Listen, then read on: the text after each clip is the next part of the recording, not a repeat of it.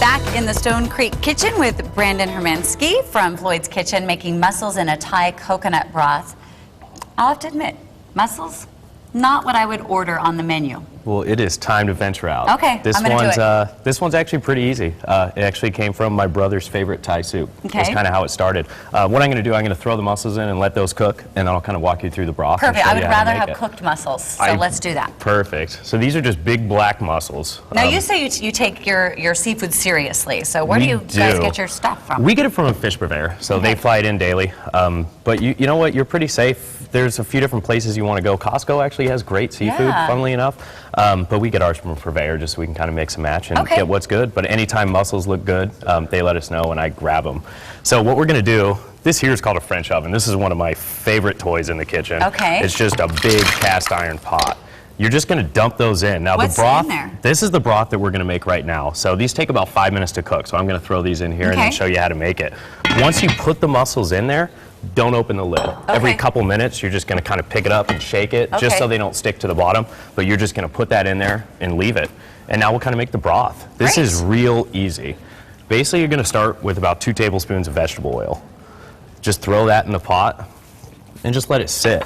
You can kind of tell the vegetable oil is ready when it starts shimmering. That means it's hot enough to add this stuff. And again, you always just kind of want it hot. Stuff goes together better once you do that. Then you're going to add 2 tablespoons of garlic. Oh, look at that.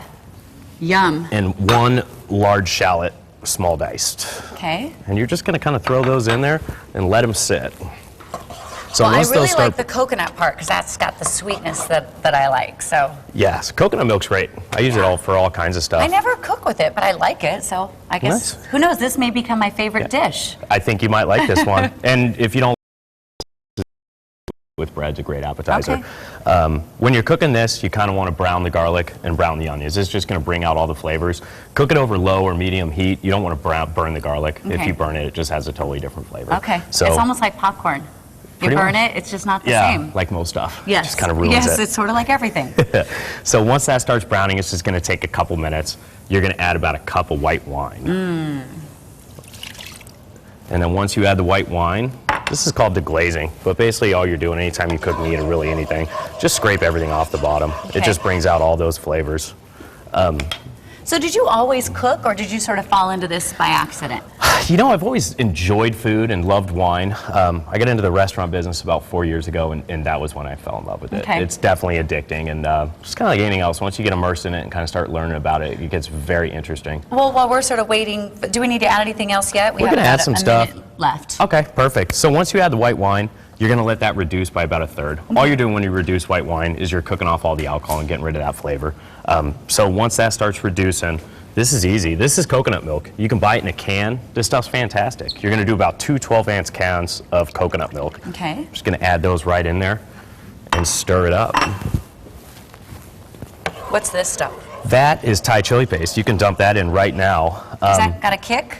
That has a kick, yeah, and you can find that in pretty much any store. You'll see it as Thai chili paste or garlic chili paste. Either one works really well. Once this is heat, we'd usually heat this up till it's boiling and then kind of start adding the stuff, but for time's sake, we can just kind of start throwing it in.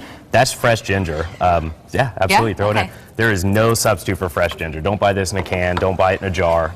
Cut it up yourself. Okay. So that'll kind of give you that. And then you're just going to salt and pepper. Salt and pepper you want to kind of put on everything, and all that does is bring out all the other flavors.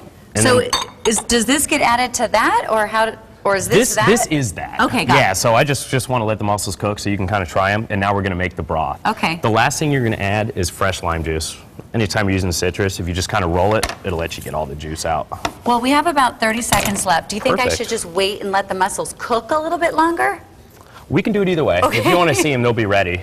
So we can certainly let you try them. Okay, I tell you what, how about when we come back to do the meatloaf?